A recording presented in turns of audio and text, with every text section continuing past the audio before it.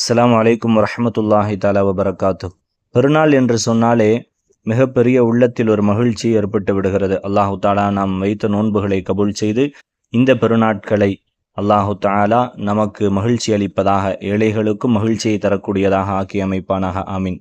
நாம் பெருநாள் அன்று, குறிப்பாக ஈதுல் ஃபித்ர், ரம்ஜான் பெருநாள் தொழுகை அன்று தொழுகைக்கு வருவதற்கு முன்னால் சில காரியங்களை மார்க்கம் செய்ய சொல்கிறது. ஹனஃபி மதுஹபின் அடிப்படையிலே 13 காரியங்களை தொழ வருவதற்கு முன்னால் செய்வதை மார்க்கம் சுன்னத் என்பதாக சொல்லி காட்டுகிறது. பொதுவாகவே ஈதுல் ஃபித்ர் பெருநாள் தொழுகை என்பது வாஜிபான தொழுகை. ஆண்கள் பள்ளியில் சென்று ஈதுகாவிற்கு சென்று ஒன்று கூடி தொழுவது மார்க்கம் சொல்லித்தந்த ஒரு மிகப்பெரிய உயர்ந்த ஒரு சிறப்பான வழிமுறை. அந்த பெருநாள் தொழுகைக்கு வருவதற்கு முன்னால் 13 காரியங்களை நாம் செய்ய வேண்டும். ஒன்று, தொழுகைக்கு வருவதற்கு முன்னால் இனிப்பான உணவுகளை ஒற்றைப்படையாக சாப்பிட்டு விட்டு வர வேண்டும். ஈதுல் ஃபித்ர் ரம்ஜான் பெருநாள் தொழுகைக்கு வருவதற்கு முன்னால் ஒற்றைப்படையாக இனிப்புகளை சாப்பிட வேண்டும். கடைசிக்கு ஒரு பேரித்தம்பளமாவது சாப்பிட்டு விட்டு தான் வர வேண்டும். இரண்டாவது, அன்றைய நாள் சிறப்பாக குளிக்க வேண்டும். மூன்றாவது, மிஸ்வாக் அல்லது பல் துலக்கி விட்டு பெருநாள் தொழுகைக்கு வருவது ஒரு சுன்னத்தான காரியம். நான்காவது, நறுமணம் பூசிக்கொள்ள வேண்டும். இதெல்லாம் ஆண்களுக்கு. ஐந்தாவது, தன்னிடம் உள்ள ஆடைகளிலேயே உயர்ந்த ஆடை, சிறந்த ஆடை அல்லது புத்தாடைகளை அணிவது ஒரு சுன்னத்தான காரியம். ஆறாவது, சதகுத்துல் ஃபித்ர் கடமை என்று சொன்னால் தொழுகைக்கு வருவதற்கு முன்னால் கட்டாயமாக அதை பெறுவதற்கு தகுதியுள்ள ஏழைகளுக்கு அதை கொடுத்து விட்டு தான் வர வேண்டும்.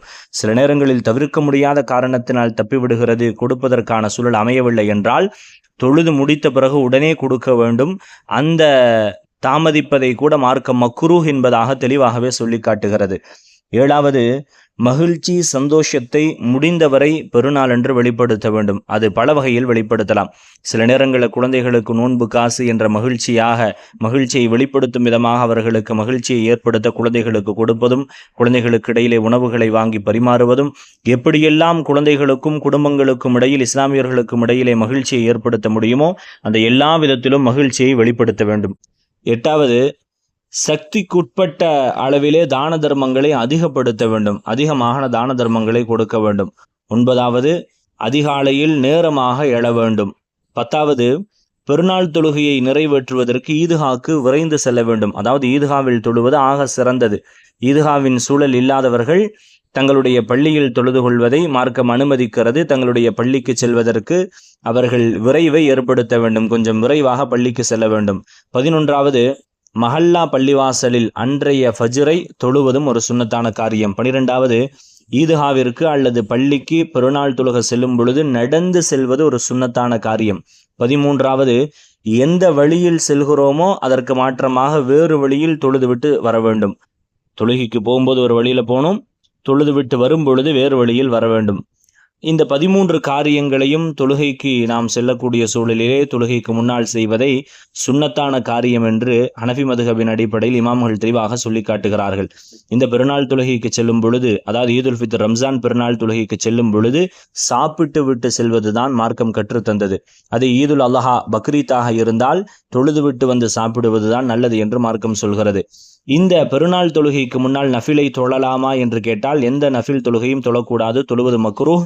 ஆனால் பெருநாள் தொழுகை தொழுது முடித்து விட்ட பிறகு வீட்டிலே நஃபிலான தொழுகைகளை தொழுவதை மார்க்கம் அனுமதிக்கிறது. அது மக்ரூஹ் அல்ல. இந்த பெருநாள் தொழுகையின் நேரம் சூரியன் உயர்ந்ததிலிருந்து சூரியன் வானத்தின் மத்தியில் வரும் வரை, அதாவது ஜவாலுடைய நேரம் வரை தாராளமாக இந்த பெருநாள் தொழுகையை நாம் தொழுது கொள்ளலாம் என்பதாக இமாம்கள் தெளிவாகவே சொல்லி காட்டுகிறார்கள்.